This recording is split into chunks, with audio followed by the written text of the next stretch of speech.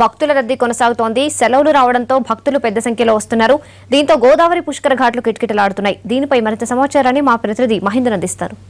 గోదావరి పుష్కరాల్లో భాగంగా 4వ రోజు కూడా గోదావరి తీరం భక్త జన సంద్రాన్ని తలపిస్తుంది. మనం ప్రస్తుతం బాసర్లోని గోదావరి తీరం దగ్గర ఉన్నాం. చూసుకోవచ్చు, కీలకమైన ఘాటు దగ్గర భక్తుల రద్దీ కొనసాగుతుంది.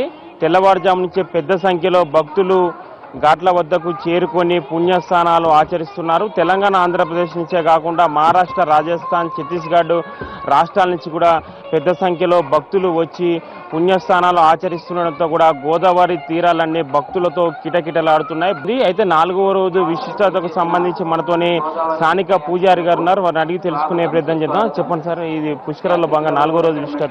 పుష్కరాల సందర్భంగా ఈ రోజు 4వ రోజు భక్తులెల్లరూ విశేషంగా నదీ తీరానికి విచ్చేసి స్నానం ఆచరించి సంకల్ప శ్రాద్ధాలు, పిండ ప్రదానాలు విశేషంగా జరపబడుతున్నవి. ఈ సందర్భంగా భక్తులెల్లరూ దేవాలయ దర్శనం కూడా సులభంగా అవుతున్నది. అందరికీ బాసర క్షేత్రంలో నీరు లేదని అపోహ ఉన్నది, కానీ నీరు మాత్రం విస్తారంగా విచ్చేసినవి. ఫ్లోయింగ్ బాగా అవుతుంది, అలలు బాగా వస్తున్నవి. 4వ రోజు కూడా భక్తుల రద్దీ పెద్ద సంఖ్యలో కూడా కొనసాగుతుందని కూడా చెప్పుకొస్తున్నారు.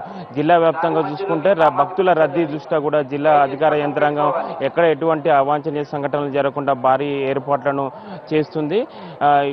రేపు ఎల్లుండి సెలవు దినాలు కావడంతో కూడా భక్తుల రద్దీ ఎక్కువగా ఉన్నట్టు ప్రస్తుతం ఉన్న పరిస్థితులను బట్టి తెలుస్తుంది.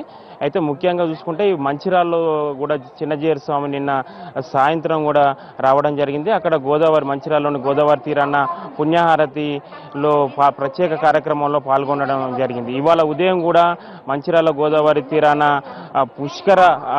పుష్కర మహాయజ్ఞం కూడా ప్రారంభం కానుంది. ఇవాళ నుంచి 5 రోజుల పాటు కూడా ఈ యజ్ఞం జరగనుంది. దీంట్లో చిన్నజీయర్ స్వామి కూడా పాల్గొన్నారు. దీనికి సంబంధించి కూడా అధికారులు భారీ ఏర్పాట్లు చేశారు. రోజు 20,000 మంది పైగా కూడా భక్తులు ఈ యజ్ఞంలో పాల్గొననున్నారు. అదేవిధంగా జిల్లాలో చూసుకుంటే అత్యంతమైన కీలకమైన ప్రాంతాలైనటువంటి బాసర, గూడెంలో కూడా పోలీసులు కూడా పెద్ద ఎత్తున కూడా బందోబస్తు నిర్వహించి స్పెషల్ భద్రతను కూడా కేటాయించడం జరిగింది. బాసర్లో 16 సీసీ కెమెరాలను కేటాయించగా అదేవిధంగా గూడెంలో కూడా 15 సీసీ కెమెరాలను కూడా కేటాయించడం జరిగింది. నిన్న మనం చూసుకుంటే నిన్న ఇదే బాసర్లోని కీలకమైన ఘాటు పుష్కర ఘాటు దగ్గర కూడా పారిశుద్ధ కార్మికుడు చెత్తను తీస్తుండగా పాము కరవడంతో కూడా అతను నిజామాబాద్లో చికిత్స పొందుతూ చనిపోవడం జరిగింది. దీనిలో కూడా దృష్టి పెట్టుకొని కూడా ఎక్కడ చెత్త ఎటువంటి అసౌకర్యం కలగకుండా ఎప్పటికప్పుడు పారిశుద్ధ కార్మికులతో కూడా ఎప్పటికప్పుడు శుభ్రం చేస్తున్న పరిస్థితి ప్రస్తుతం కనబడుతుంది. మొదటి 3 రోజులతో పోలిస్తే కూడా ఇవాళ నుంచి కూడా భక్తుల రద్దీ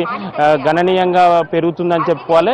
భక్తుల రద్దీ దృష్ట్యా కూడా జిల్లా అధికార యంత్రాంగం ఎప్పటికప్పుడు అప్రమత్తమై స్థానిక పుష్కర ప్రాంతాల్లో ఉన్న అధికారులకు కూడా ప్రత్యేకమైన వీడియో కాన్ఫరెన్స్ లో భాగంగా కూడా ఎప్పటికప్పుడు ఏర్పాట్లను పర్యవేక్షిస్తున్న పరిస్థితి ప్రస్తుతం కనబడుతుంది. మొత్తానికి మాత్రం జిల్లాలో మొదటి 3 రోజులతో పోలిస్తే 4వ రోజు నుంచి భక్తుల రద్దీ గణనీయంగా పెరుగుతుండడంతో కూడా గోదావరి తీర ప్రాంతాలన్నీ భక్త జన సంద్రాన్ని తలపిస్తున్న పరిస్థితి ప్రస్తుతం కనబడుతుంది. రోజు రోజు కూడా భక్తుల రద్దీ పెరుగుతుందని చెప్పుకోవాలి. ఇది ప్రస్తుతం బాసర్లోని పుష్కర ఘాట్ దగ్గర ఉన్న తాజా పరిస్థితి.